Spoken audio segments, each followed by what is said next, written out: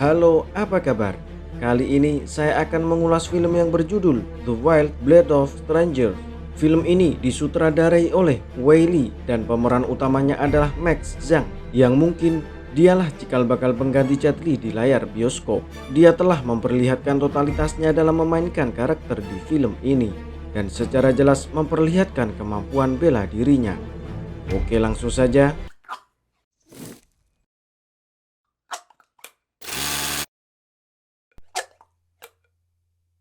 Siang hari di musim dingin terlihat orang-orang membakar kayu untuk dijadikan arang.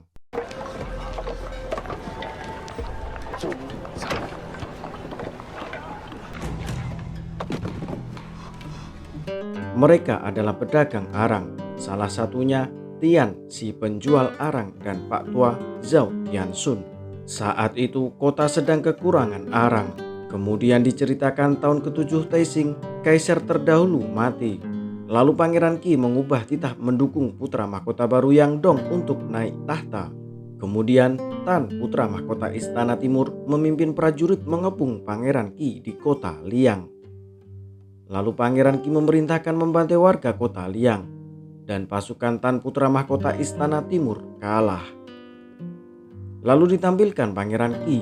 Dia bertanya pada Yang Dong apakah mengenal orang yang terbaring itu. Tentu saja Yang Dong kenal karena dia adalah kakaknya yang bernama Tan, putra mahkota Istana Timur. Pangeran Qi bilang Tan yang ingin membunuh Yang Dong. Lalu Tan mencekik Pangeran Qi dan memberitahu kalau dia tidak akan bisa memusnahkan keturunannya. Titah pewaris tahta bukan hanya satu, dan terbangunlah dia dari tidurnya karena datang Zhang untuk melaporkan pengkhianatan mempunyai seorang putra dari rahim wanita penari. Tapi saat ini keberadaan ibu dan anak itu tidak diketahui.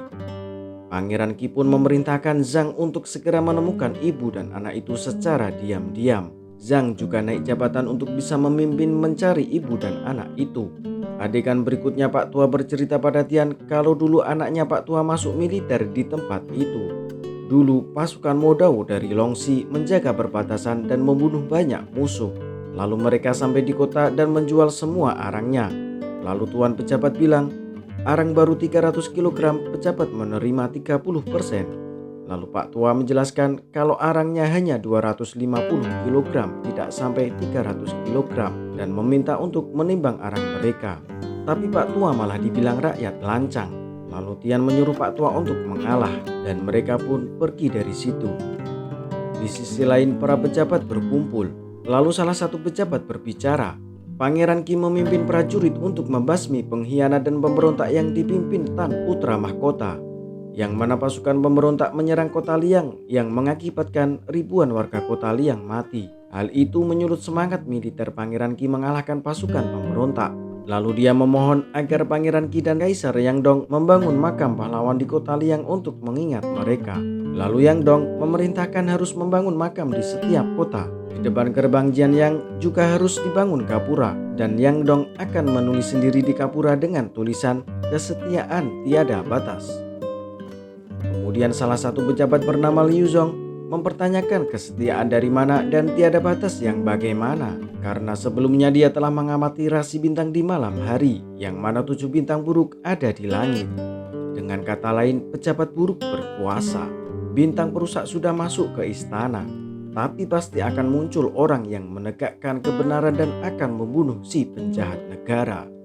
Kaisar pun marah karena menganggap itu lancang dan merendahkan Pangeran Qi. Tapi Liu Zong terus ngomel dengan mengatakan Pangeran Qi melawan kehendak langit dan mengendalikan hukum.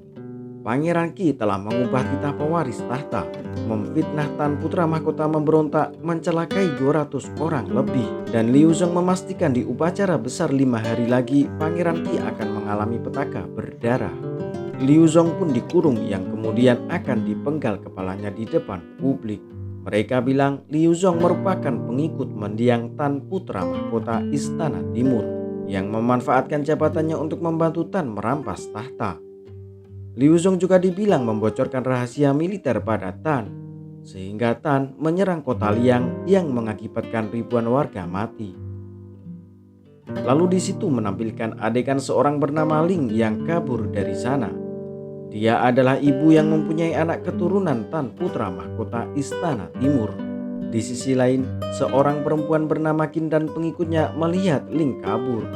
Lalu mereka mengejar Ling dan juga Liu. Bawahan Zhang melihat Ling kabur. Mereka juga mengejar Ling.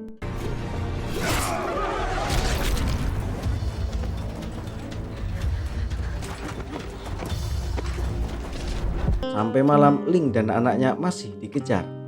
Lalu tak sengaja bertemu pada Pak Tua dan Tian. Dia minta tolong, Pak Tua pun menolongnya.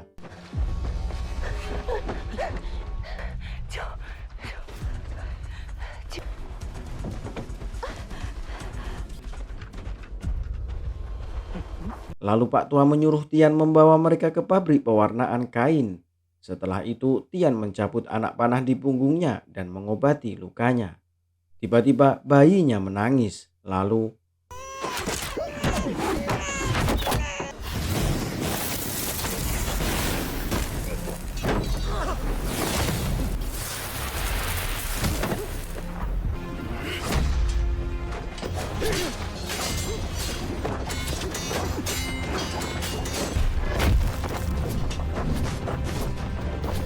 mereka adalah pasukan Cifei yang dipimpin oleh Zhang. Lalu Tian membaca mantra dan mereka semua mati. Di luar ternyata ada Qin yang mengamati mereka bertarung dan mendengar mantra yang diucapkan Tian. Lalu dia pergi. Di kediaman Pangeran Qi, Zhang melaporkan. Di pabrik pewarnaan kain ada satu orang pura-pura mati sehingga mendengar mantra Tian sebelum menyerang. Dan kabarnya di dalam pasukan Modao hanya prajurit brutal yang sudah membunuh ribuan militer musuh baru bisa menguasai mantra itu. Dia juga bilang Modao menebas 3.000 lawan. Pedangnya bisa membunuh dewa akhirat. Lalu di pabrik pewarnaan kain, dia memakai bara arang dan memanfaatkan momen perubahan cahaya untuk menghindari panah. Kemudian memakai senjata berapi untuk mengecoh pandangan lawannya. Dan meski memakai pedang musuh, dia bisa menggunakan jurus pedang Modao. Tapi yang telah diketahui Pangeran Qi, semua pasukan Modao sudah gugur. Dan Zhang takut komandan pasukan Modao masih hidup. Namun Zhang memastikan akan membunuh Ling dan anaknya sebelum upacara. Lalu ketika pasukan Cifei mencari pasukannya yang dibunuh Tian, mereka membicarakan Tian yang kabarnya harus membaca mantra sebelum membunuh orang. Ketika mendengar mantra itu, maka akan menjadi buta dan tuli, lalu bisa dibunuh sesuka hati. Liu dan Zhang yang di belakangnya mendengar percakapan mereka, lalu Liu akan memenggal kepala mereka karena mengusik fokus militer.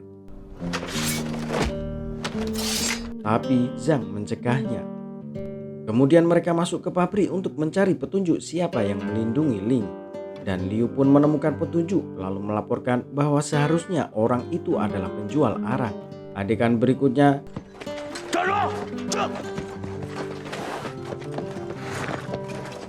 di jalan desa mereka diberhentikan. Yang ternyata tuan pejabat akan membeli semua arangnya. Tapi ada satu keranjang yang isinya bayi anak Ling. Pak Tua pun mencegahnya. Dan Ling bilang beberapa keranjang arang ini sudah dipesan oleh pasukan Cifei dan akan dikirim ke sana. Mereka pun selamat. Dan lagi-lagi Qin mengikuti mereka. Ketika sedang istirahat, Pak Tua melihat bayinya dan bilang pada Ling kalau dahinya berisi, dagunya bulat dan bersegi. Bayi itu bisa menjadi pejabat yang kaya. Lalu Tian bilang kalau pasukan Cifei yang mengejar Ling dan anaknya. Menyelamatkannya sudah memicu masalah. Pak Tua pun bilang Ling dan anaknya dalam kesulitan. Pak Tua yang juga bisa meramal pun memberitahu ramalannya kalau Ling dan anaknya berhubungan erat dengan Pak Tua dan Tian. Kokoh di luar namun lembut di dalam. Petir dan angin saling memengaruhi. Yin dan Yang semuanya cocok. Dan Ling sungguh serasi dengan Tian. Tapi Tian bilangnya Ling dan anaknya tidak ada kaitannya dengan Pak Tua dan dirinya. Paginya di pasar Siusan, Tian memberikan makanan, belati, kayu dan arang pada Ling. Lalu Tian dan Pak Tua akan meninggalkan Ling. Tapi Ling bilang, sebagai kaum Yuezhi, berdasarkan tradisi keluarga, Ling sudah menjadi milik Tian karena sebelumnya Tian melihat tubuh Ling saat menyusui anaknya. Lalu Qin masuk dan mengatakan Ling adalah milik Tan, putra mahkota Istana Timur, meskipun Tan masih hidup atau sudah mati. Pak Tua pun bertanya siapa mereka. Lalu mereka memperkenalkan diri kalau mereka adalah bawahan lama putra mahkota di Istana Timur. Qin juga memberitahu mereka kalau Tan dicelakai Pangeran Qi. 200 orang lebih di Istana Timur mati, dan satu-satunya keturunan Tan adalah bayi yang dipelukan Ling.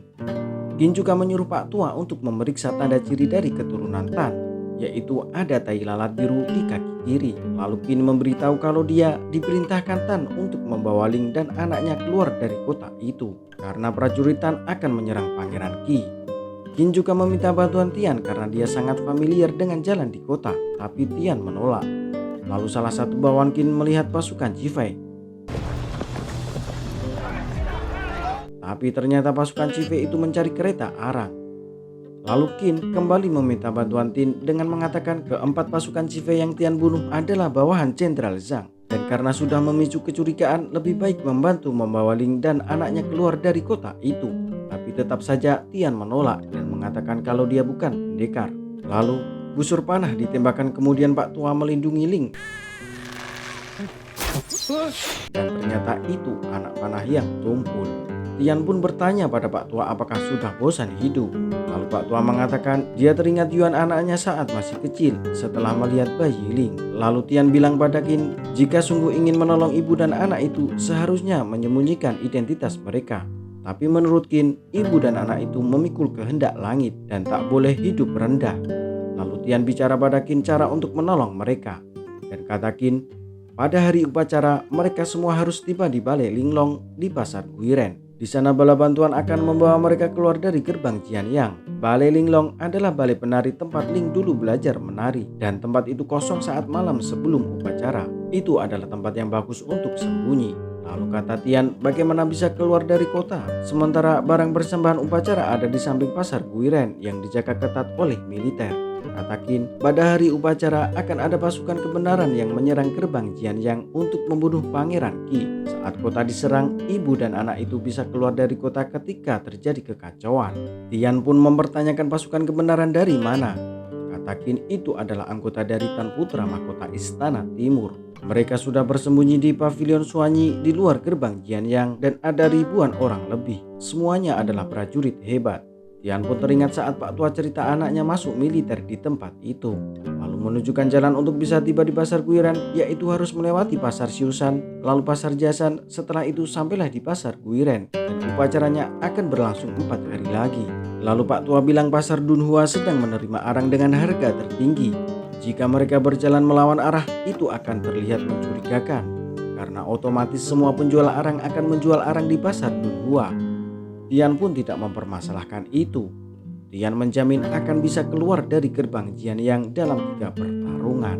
Dan pertarungan pertama sudah terjadi sebelumnya di pabrik pewarnaan kain di Pasar Dunhua. Pertarungan kedua akan ada di Pasar Jiasan dan ketiga di Pasar Guiren. Kemudian Liu melaporkan orang-orang yang tinggal di penginapan Songfeng Pasar Siusan sedang mengumpulkan arang. Orang-orang itu adalah Qin dan anak buahnya, dan besok mereka akan mengantar arang ke Pasar Jiasan. Zhang pun mencurigai sesuatu, lalu menyimpulkan itu adalah orang-orang yang membantu ibu dan anak itu, dan mereka ingin pergi ke gerbang Jianyang lalu keluar dari kota. Liu pun minta izin mengerahkan prajurit untuk menggerebek penginapan Songfeng, tapi Zhang melarang karena orang-orang yang tinggal di penginapan Songfeng adalah tamu yang akan hadir di upacara. Semuanya adalah utusan ternama. Kemudian Zhang memerintahkan untuk tidak bertindak gegabah, dan bagi yang melanggar perintahnya akan dipenggal kepalanya. Zhang hanya memerintahkan untuk memata-matai mereka. Kemudian di Pasar Siusan, Tian membelikan sepatu untuk Ling karena tapak sepatunya Ling sudah tipis. Saat itu Ling mendengarkan suara seruling yang dimainkan Pak Tua. Itu adalah alunan Hujia Luole, lagu sedih seruling kaum Yuezhi. Ling pun bertanya apakah Pak Tua kaum Yuezhi, dan kata Pak Tua dia bukan kaum Yuezhi dan seruling itu adalah pemberian putranya.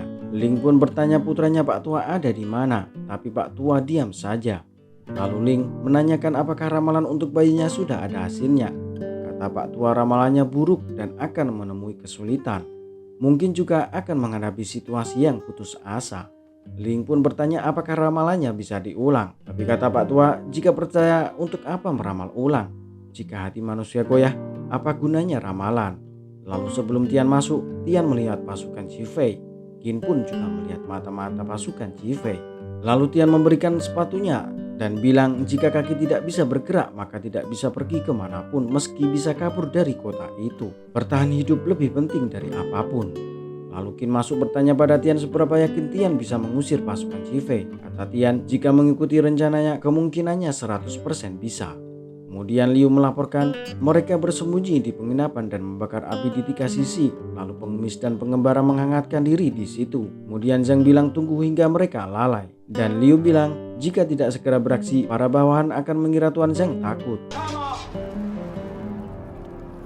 Tiba-tiba ada yang berteriak menawarkan arang. Itu adalah Tian dan berkata jika ada yang tidak menyalakan arang untuk menghangatkan diri mungkin penjahat bisa beraksi. Tian juga bilang kalau dia menolong ibu dan anak yang dikejar penjahat. Lalu Liu bilang kenapa tidak melapor pada pejabat. Kata Tian jika melapor pada anggota pejabat ibu dan anak itu akan celaka. Liu pun marah dan memukul Tian.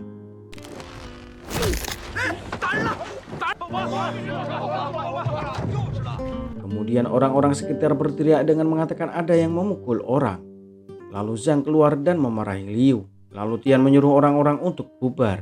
Zhang pun akan membeli semua arangnya karena apinya besar dan tidak berasap. Tapi Tian tidak menjual arang itu. Arang itu hanya untuk diberikan, tidak untuk dijual. Tian juga bilang besok akan mengantarkan arang di pasar jasad. Lalu Tian kembali ke penginapan dan diam-diam memberikan suatu benda pada Pak Tua yang jika bos hilang melihat benda itu pasti akan membantunya. Lalu Tian membakar jerami basah yang menyebabkan mengeluarkan asap tebal. Orang yang melihat pun mengira kebakaran. Lalu orang-orang sekitar pada berhamburan keluar dan kabur.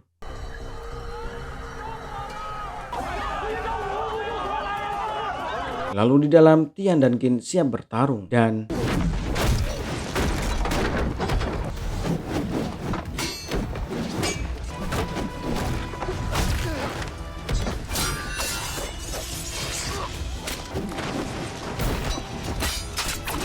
pasukan Chifei pun tewas semua. Setelah itu bawahan Qin melaporkan kalau Ling dan Pak Tua telah kabur. Lalu Qin menanyai Tian di mana Ling dan anaknya. Tian pun balik bertanya di mana para prajurit hebat di pavilion Xuanji itu. Tian sebelumnya telah mengetahui Qin berbohong kalau ada prajurit hebat di Xuanji. Karena sebelumnya Pak Tua dan Tian lewat Xuanji tapi tidak ada prajurit.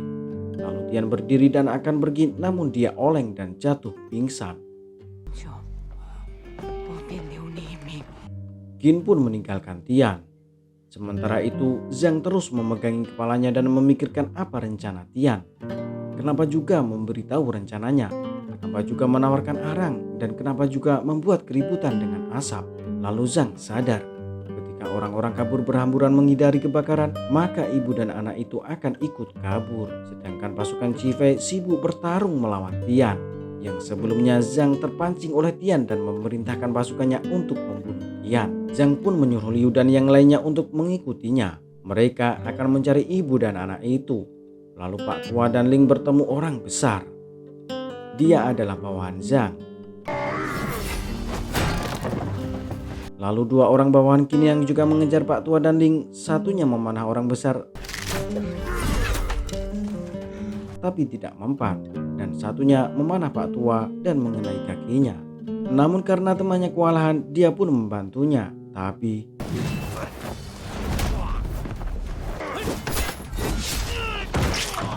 pasukan Chifei berpencar untuk mencari Ling dan anaknya. Mereka mencari kemana-mana termasuk di kandang kuda. Tapi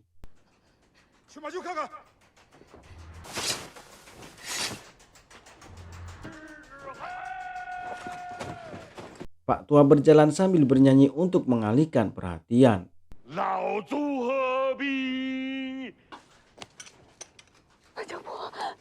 Ling pun tidak ketahuan. Pak Tua sengaja meninggalkan Ling sendiri dan menyuruh untuk mencari bos hilang di toko rempah kota selatan. Tapi Qin menemukan Ling dan membawanya pergi. Sementara Pak Tua tertangkap dan ditanya di mana Ling dan anaknya. Tapi Pak Tua tidak memberitahu mereka.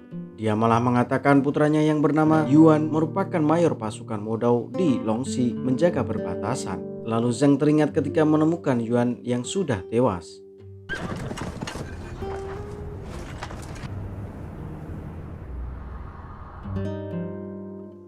Di sisi lain, Tian telah sadar dari pingsannya. Lalu dia menemukan benda yang dibawa Pak Tua terjatuh dan menemukan darah berceceran di jalan. Dia pun tahu kalau Pak Tua telah tertangkap. Lalu dia mencarinya dan Zhang meminta untuk menyerahkan Ling. Setelah itu Tian dan Pak Tua bebas dari kejaran mereka. Zhang juga mengatakan bertahun-tahun lalu perbatasan Longxi terancam. Pasukan Zhang tidak mahir berperang di malam hari. Lalu komandan pasukan Modao lah yang memberi ide untuk menutup arang dengan jerami basah membentuk selimut asap. Dengan cara itu maka musuh akan bisa dikalahkan. Lalu saat berada di penginapan Song Feng sebelumnya, dia kembali memakai cara itu. Komandan Modao juga terkenal mahir memakai senjata berapi. Tapi setelah masalah di Kota Liang, dia tidak ada kabar. Dan tak disangka dia menyembunyikan identitasnya dan menjadi penjual arang. Lalu Pak Tua bercerita kalau anaknya mengirim surat yang isinya dia dan Komandan Modao sangat akrab seperti saudara. Dan orang yang paling dihormatinya di dunia adalah Komandan Modao. Kemudian Zhang mengatakan pada Pak Tua kalau melihat sendiri Yuan dibunuh oleh Komandan Tian. Pak Tua yang baru mengetahui hal itu pun dipengaruhi agar membunuh Tian. Dan Zhang meminta untuk memberitahu posisi Ling. Lalu sebelum mati, Pak Tua meminta agar Tian menolong Lin dan anaknya. Lalu Tian dan Liu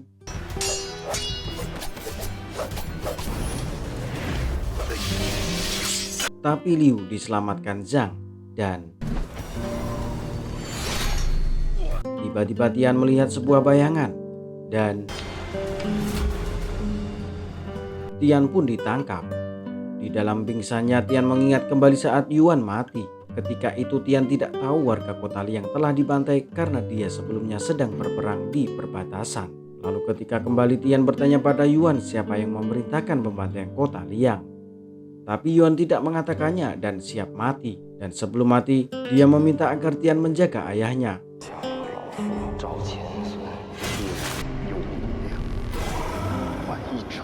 Tian membunuh 12 jenderal pembantai Kota Liang. Ketika itulah dia baru mengetahui bahwa yang memerintahkan pembantaian adalah Pangeran Qi. Ya, Pangeran Qi membantai warga Kota Liang dan memfitnah Tan Putra Mahkota Istana Timur yang membantai Kota Liang saat pasukan Putra Mahkota mengepung pasukan Pangeran Qi di Kota Liang. Kemudian Tian diguyur air dan terbangun. Zhang tahu kalau Tian banyak berjasa dalam perang di perbatasan. Itu merupakan tonggak negara. Lalu Zhang meminta agar menyerahkan Ling dan tidak akan menyiksanya, bahkan akan membebaskannya. Lalu Tian mengatakan kalau dia juga tahu Zhang pernah menjadi bawahannya Yuan dan bertanya kenapa sekarang bisa menjadi jenderal yang menguasai pasukan Jifei. Lalu Liu marah dan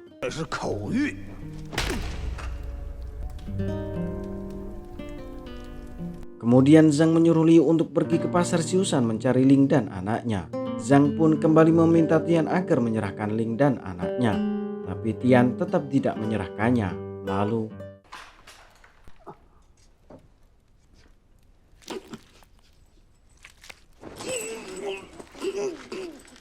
di sisi lain, Ling dan Qin sampai di kediaman Bos Silang. Ini dia orangnya.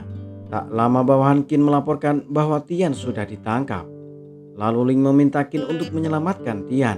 Tapi jawaban Qin, keselamatan sendiri aja terancam masih mengurusi orang lain. Hari berikutnya di Pasar Jasan, ketika Qin dan Bos Silang sedang berbincang di luar, anak buah Qin masuk dengan keadaan mabuk dan akan memperkosa Ling. Dengan mengatakan tidak peduli karena lagi pula Ling adalah persembahan.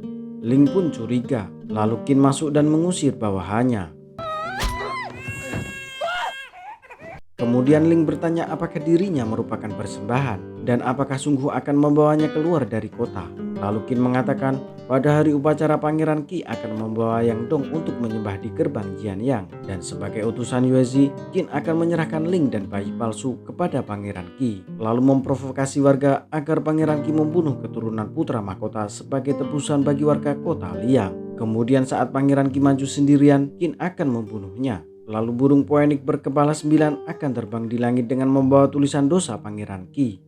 Saat itulah dosa Pangeran Qi akan terkuak di publik. Sebagai prajurit berambisi di dunia harus berjuang menegakkan kebenaran. Lalu soal anaknya Ling sudah ada yang mengatur. Qin juga bilang takdir Ling sudah begini. Lalu Ling akan bunuh diri.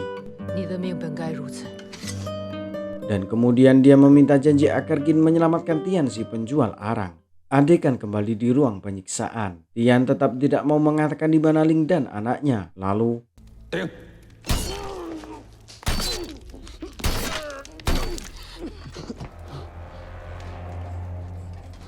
belum selesai nyiksa, Zhang dipanggil Pangeran Qi. 大人，修善坊没有寻得。 Lalu Liu melaporkan Ling dan anaknya tidak ditemukan di pasar Xiushan dan meminta perintah untuk menggeledah seluruh kota. Tapi Zhang malah nyuruh Liu untuk mengawasi si penjual arang. 摆摊。 Ketika Zhang keluar dari ruang penyiksaan, Tian mengucapkan mantra. Lalu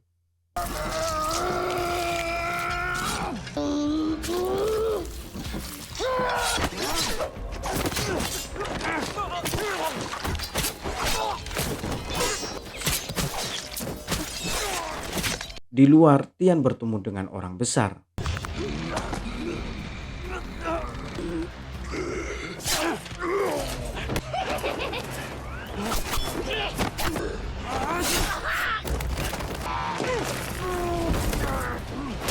Tak lama bos hilang dan Qin datang membantu.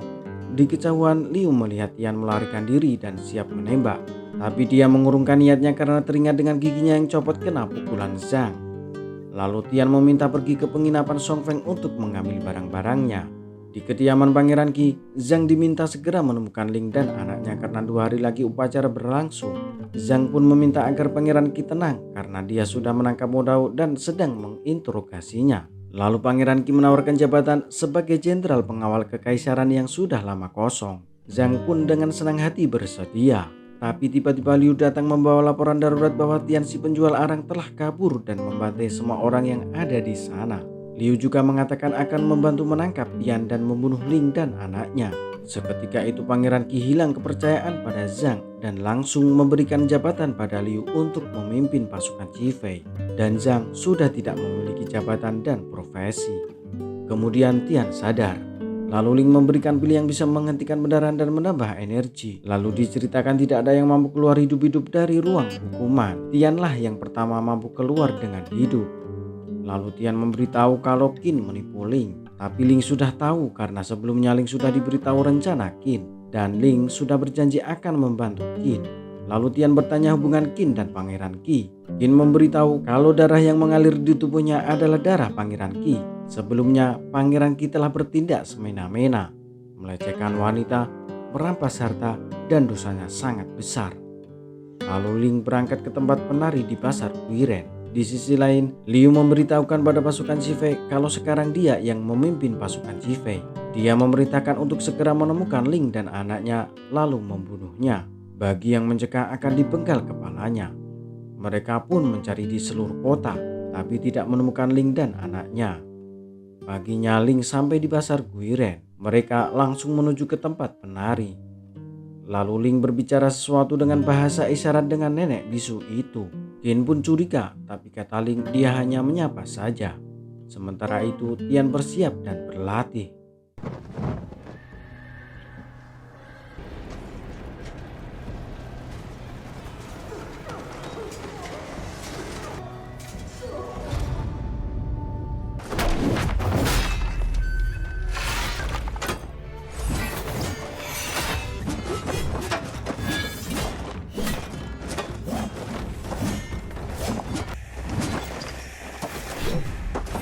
Lalu ketika Ling berdandan, Qin masuk untuk memberikan baju.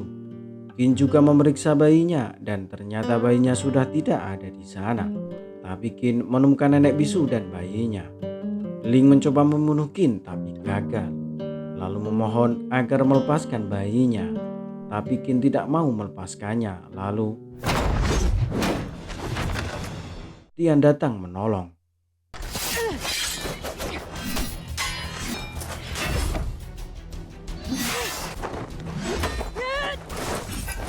Qin tidak bisa mengalahkan Tian, tapi dia keras kepala dan bercerita kalau dulu Pangeran Qi melihat kecantikan ibunya lalu melecehkannya secara paksa dan membuat ibunya jadi gila. Kemudian saat Qin lahir, ibunya melihat wajah Qin yang tampak cantik. Karena ibunya takut Qin akan mengalami kesulitan, ibunya merusak wajah Qin dengan bara arang dan berteriak wanita cantik adalah sumber petaka.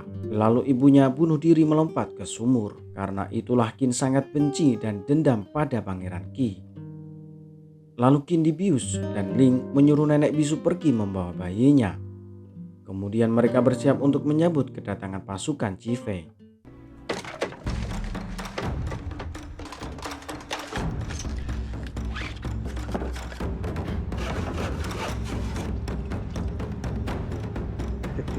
Kemudian Liu mendapat laporan kalau Ling dan anaknya ada di balai Linglong, tempat penari. Mereka pun langsung bergerak.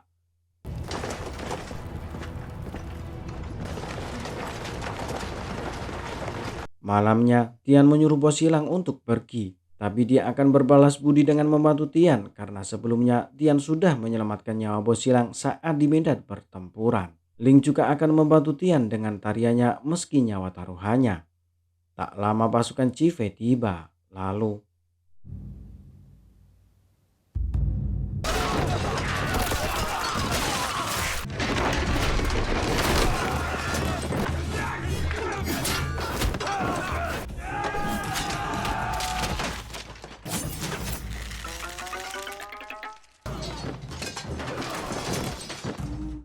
sebagian pasukan Qi Fei kena jebakan. Tapi yang di atap dengan bebas bisa menembak. Lalu Qin datang membantu melindungi Ling. Dia juga melihat Ling menari dengan tak takut mati. Seketika itu Qin sadar di kehidupannya hanya ada dendam dan kebencian. Lalu Liu membunuh pasukannya yang gentar.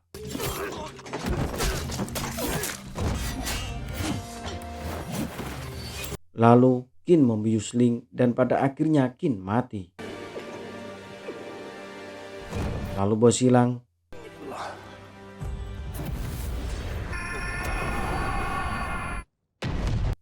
kemudian Tian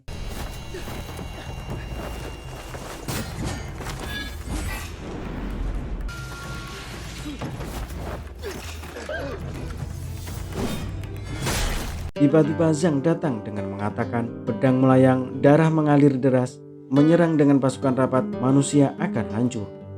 Lalu kata Tian, modal membunuh 3.000 orang, pedangnya membunuh dewa akhirat, menjaga perbatasan dan membunuh musuh selama 15 tahun di 37 perang. Lalu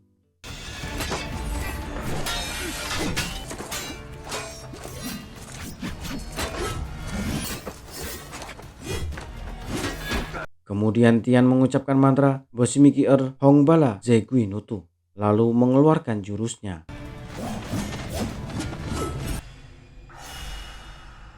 Tapi Zhang mempunyai kelebihan membaca serangan lawan. Dan ternyata Zhang salah. Lalu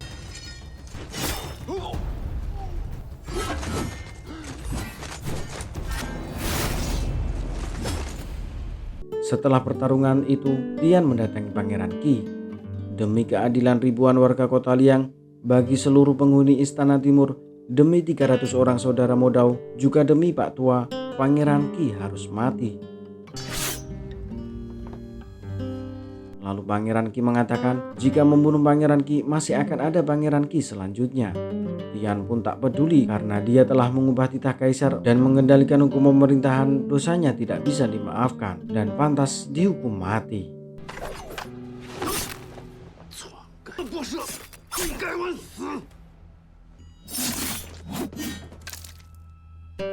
Setelah itu Tian menyuruh Yang Dong untuk keluar dan memberitahunya kalau dia melakukan itu demi menolong orang yang ada di hadapannya. Tapi Tian memberitahu Yang Dong kalau dia akan bisa menolong orang di dunia. Setelah itu Yang Dong naik tahta. Dia menghapus pajak, memberi peluang baru pada warga. Warga pun berterima kasih pada kemurahan Yang Dong. Lalu Tian dan Ling pergi dari kota itu. Ketika sedang istirahat, Tian melihat bayinya, lalu menemukan sebuah titah dari Tan Putra Mahkota Istana Timur, yang isinya putranya bermoral dan berbakat, pintar dan pemberani, pasti bisa meneruskan singgasana dan bisa naik tahta, dan selesai. Sampai di sini, apabila ada kata yang menyinggung, saya minta maaf, dan saya tidak ada maksud untuk menyinggung siapapun, karena saya hanya menceritakan apa yang ada di film ini. Dan terima kasih, ciao.